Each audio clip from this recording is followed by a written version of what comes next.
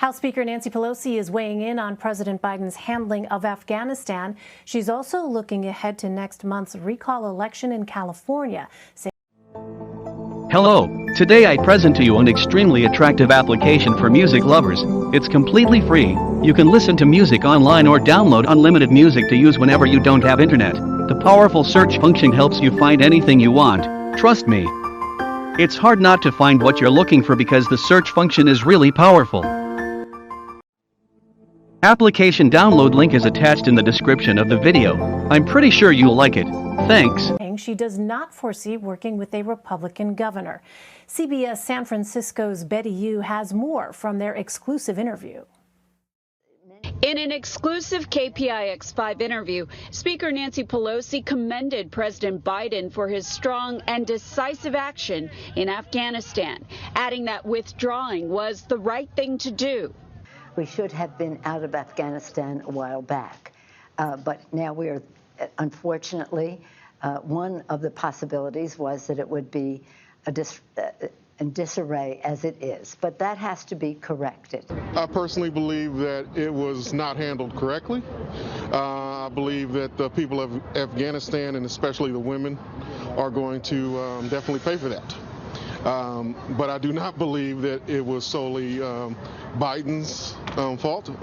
We sent the military over there for how many, 20 years, and they had a chance to succeed and do what they were trying to do, and they couldn't do it. So I think 20 years is long enough. The speaker also weighed in on the possibility of a national mask and vaccine mandate. Well, we don't have that kind of, shall we say, enforcement, but we should have moral suasion. And as for the recall effort in California, Pelosi said Governor Gavin Newsom has been a great governor. A CBS California opinion poll shows Newsom with a thin advantage in the recall. We do have to get more enthusiastic about turning out the vote, and that is and the governor's making a tour right now, calling attention to the fact that voting has already started.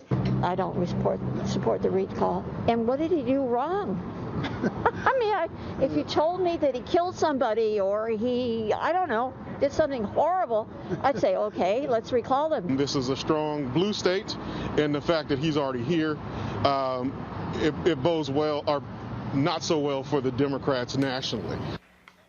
That was Betty Yu from our San Francisco station, KPIX, reporting. There's another gubernatorial recall debate Thursday. California Assemblyman Kevin Kiley is participating. He represents the state's 6th district in the Sacramento suburbs. He's a Republican running in the gubernatorial recall election and joins us now. Assemblyman, thanks very much for being with us. My pleasure. Thanks for having me on. So what are some of the points that you hope to drive home in your next debate on Thursday, and what would be your top priorities as governor?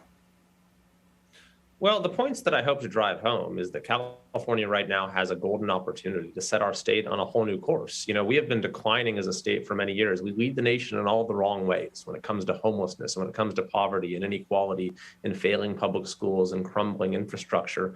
And the reason for that is that our state government is fundamentally broken. I've seen that in my 5 years in the legislature.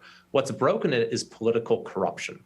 We have a political class in California that is entirely controlled by lobbyists and special interests. And Gavin Newsom epitomizes that. So I think that by removing him from office, we can turn the page on this whole era of corruption in California.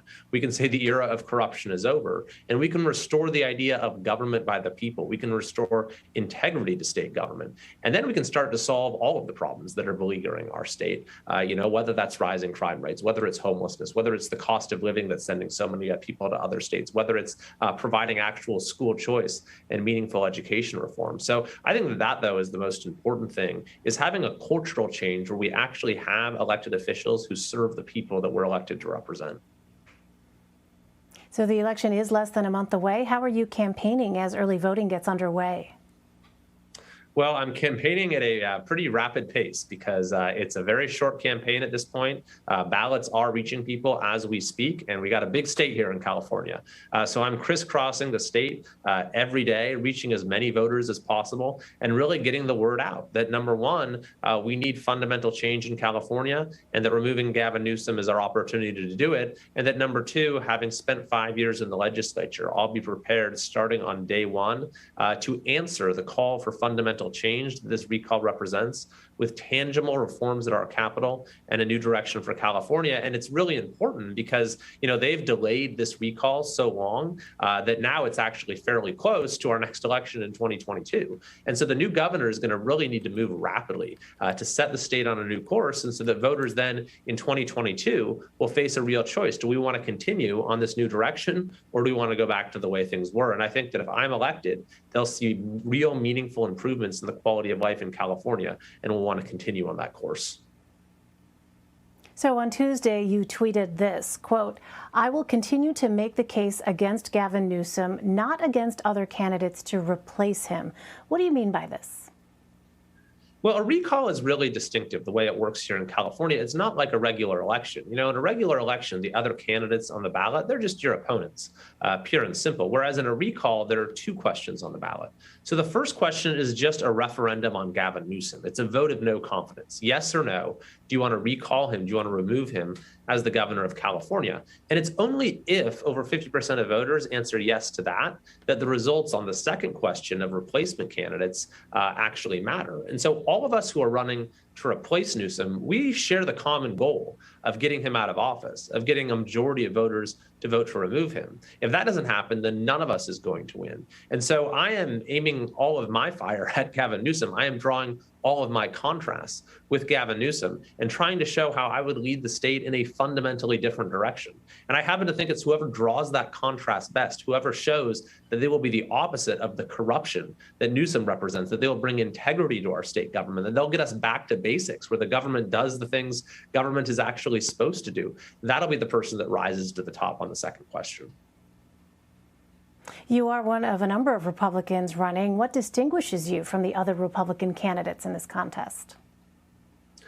Well, I again say that I am not primarily drawing my contrasts with the other candidates. I'm drawing my contrast with Gavin Newsom. And I think that, I am the person who will be the most different from Gavin Newsom. I've spent 5 years in the legislature, and I believe I'm the only candidate in the race who has served at the state level.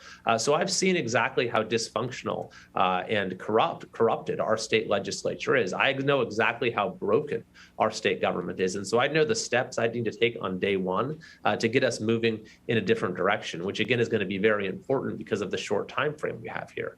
I'll also be able to sort of throw down the gauntlet to our legislature, knowing how the legislature works, to say you need to work with me immediately to pass major reforms in California on the key challenges facing our state: the cost of living, homelessness, rising crime rates, certainly our failing public schools. And if you don't, if you choose to fail to address these problems, has been the way at our state capitol for far too long, then with the other election around the corner in 2022, I'd say, look, I'm going to take the issue to voters again. You see, having spent 5 years in the legislature, I know the one thing that our politicians respond to is political pressure, the fear of losing their job. And if they've just seen the governor lose his job, then there will be a real opportunity to make the sort of progress that has eluded us for many, many years in California. All right, September 14th, Election Day, just around the corner. Assemblyman Kevin Kiley, thanks very much for your time. You bet. Thanks for having me.